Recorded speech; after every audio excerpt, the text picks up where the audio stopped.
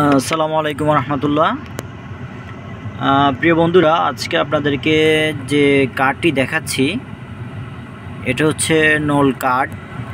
এই নল কার্ডের কার্যকারিতা সম্পর্কে আপনাদেরকে জানাবো। তার আগে নল কার্ডটি আপনাদেরকে দেখাচ্ছি। নল কার্ডে এখানে একটা নাম্বার দেওয়া আছে, তারপরে হচ্ছে এটা হচ্ছে আপনার দুবাইতে মুভিং করার জন্য আরটি এর পক্ষ থেকে একটা কার্ড, যে কার্ডের মাধ্যমে আপনি দেখেন আমাদের বাংলাদেশে কিন্তু এই ধরনের একটি কার্ড চাইলে প্রোভাইড করতে পারে বাংলাদেশ গভর্নমেন্ট। এই কার্ডের যথেষ্ট উপকারিতা আছে। এই কার্ডের মধ্যে যদি টাকা থাকে তাহলে আপনি নাম্বার ওয়ান, আপনি পেইড পার্কিং করতে পারবেন।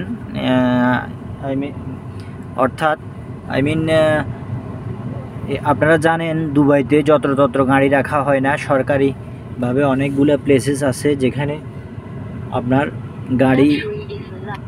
গাড়ি পার্ক করার পরে আপনার পেমেন্ট করতে হয়। তো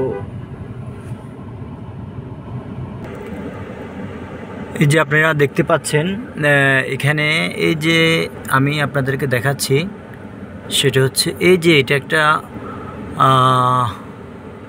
পেড পার্কিং বুথ, যেটার মধ্যে নল কার্ড এবং কয়েন দিয়ে পার্কিংগুলার পেমেন্ট করা হয়। মজার বিষয় হচ্ছে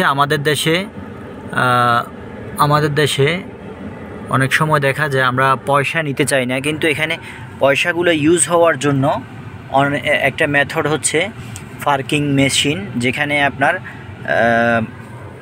আপনার পার্কিং মেশিনের মধ্যে পার্কিং করা হয় এবং পয়সাগুলো ইউজ হয়। আমাদের দেশে কিন্তু পয়সা ইউজের জন্য আমরা একটা প্রবলেম ফেস করতেছি, অথচ আমাদের পরিত্যক্ত অনেকগুলো জায়গা আছে শহর অঞ্চলে, যেগুলো আমরা চাইলে সিস্টেম করে এটার থেকে আমরা পরিত্রাণ পেতে পারবো, আমরা ভালোভাবে জিনিসটা করতে পারবো। এরপর আসেন নল কার্ড নিয়ে কথা বলি। নল কার্ডের মাধ্যমে আপনার আরটি এর পক্ষ থেকে, আমাদের এখানে যেরকম বিআরটিসির পক্ষ থেকে বাংলাদেশে বিভিন্ন জায়গায় ট্রান্সপোর্ট আছে গভর্নমেন্টের, সেমভাবে এখানে হচ্ছে আরটিএ। এটা হচ্ছে আরটিএর পক্ষ থেকে ওদের শিপ আছে, বিভিন্ন জায়গায় নৌকা ভ্রমণের সুযোগ আছে আরটিএর পক্ষ থেকে। আরটিএর নৌ ভ্রমণ আছে, ট্রেন ভ্রমণ আছে, তার পাশাপাশি এই আরটিএ ট্যাক্সি আছে, তার পাশাপাশি আরটিএ বাস আছে, শহর বাস, যেখানে আপনার মানুষজন চলাচল করে, এদিক সেদিক যাতায়াত করে। তো আমরা দেখতে পাচ্ছি এই নল কার্ডটার ইউজ। তার মানে আপনি একটা কার্ডে, এই প্রিপেড কার্ডটার মধ্যে আপনি রিচার্জ করার সাথে সাথে এই সার্ভিসগুলো আপনি এখান থেকে পাচ্ছেন।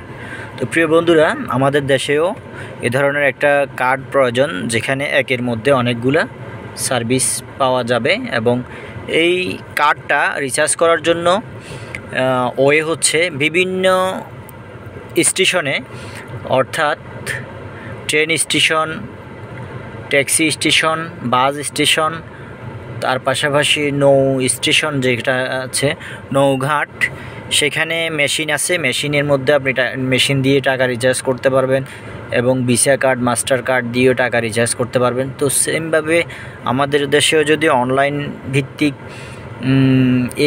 একটা প্ল্যাটফর্ম তৈরি করা হয়, যে একটি কার্ডের মাধ্যমে সারা দেশে সরকারি যে ট্রান্সপোর্টেশন আছে ওই ট্রান্সপোর্টগুলোর মধ্যে আমরা চলতে পারবো বা আমরা ভ্রমণ করতে পারবো, এই ধরনের একটা সিস্টেম করা যেতে পারে। তাহলে কিন্তু বাংলাদেশের মানুষ অনেক ভালোভাবে এনজয় করতে পারবে। যখন ইচ্ছা বাস ইউজ করবে, যখন ইচ্ছা ট্রেন ইউজ করবে। আমাদের যে টাইমিং, এখানে কিন্তু এই কার্ডের মাধ্যমে কিন্তু অনেকটা সময় সাশ্রয় হয়। এখানে কেউ টাকা না দিয়ে ভ্রমণ করার সুযোগ থাকে না, যেহেতু এই কার্ডটা টাচ করলে এখানে রেডিও ফ্রিকোয়েন্সির মাধ্যমে কিন্তু এই কার্ডটির ব্যবহার নিশ্চিত করেছে। গাড়ির ডোরের মধ্যে কিন্তু এই কার্ডটা টাচ করলে আপনার যাত্রা শুরু হয়। এরপরে যখন আপনার যাত্রা শেষ হয় তখন কার্ডে টাচ করলে আপনার কেটে নেওয়া হয় টাকা। তো অটোমেটিক টাকাটা কর্তন করছে, এখানে হেল্পারের প্রয়োজন হয় না, এজেন্টের প্রয়োজন হয় না। অটোমেটিক্যালি টাকা আপনি যতটুকু ভ্রমণ করবেন ততটুকু আপনার টাকাটা কেটে নেওয়া হবে ট্রেন, বাস এবং বিভিন্ন জায়গায় এই কার্ডের মাধ্যমে। তো প্রিয় বন্ধুরা, যেটা বলতে চাচ্ছি, অনেকগুলো সুবিধা আছে এই কার্ডের মাধ্যমে। রিচার্জ করার অপশন, এরপরে বিভিন্ন গ্রোসারি দোকানেও আপনি এই কার্ড রিচার্জ করতে পারবেন। আর এই কার্ড রিচার্জ করার জন্য পেছনের যে নাম্বার আছে, এই নাম্বারটা ফুট করলে আপনি এই নাম্বারটা দিয়ে কার্ডটা ব্যবহার করতে পারবেন। এভাবে বিদেশে, উন্নত বিশ্বের বিভিন্ন দেশে কিন্তু এই প্রক্রিয়াটা চলমান আছে। আমরা যত তাড়াতাড়ি এইসব প্রযুক্তির সাথে ইনভলভমেন্ট হব, আমাদের গন্তব্যে যাওয়াটা অনেকটা ইজি হবে। এবং আমাদের দেশে অনেকেই টিকিট ছাড়া বিভিন্ন জায়গায় ভ্রমণ করে, সেটাও অনেকটা রোধ হবে।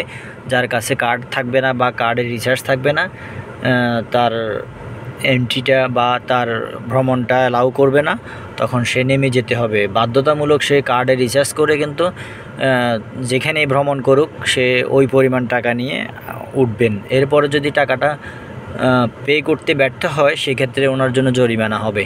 তো জরিমানার বিধান রাখার কারণে কিন্তু বিভিন্ন দেশ অনেক সুশৃঙ্খল এবং সুন্দরভাবে অ্যাডভান্স হচ্ছে। তো আমাদের দেশেও খুব প্রয়োজন। আমরা দেখি ঈদ উপলক্ষে বিক্ষিপ্ত আকারে মানুষের ছুটাছুটি, এবং এই বিক্ষিপ্ত আকারে ছুটাছুটির কারণে মানুষ অ্যাক্সিডেন্ট এবং বিভিন্ন ধরনের প্রবলেমের শিকার হয়।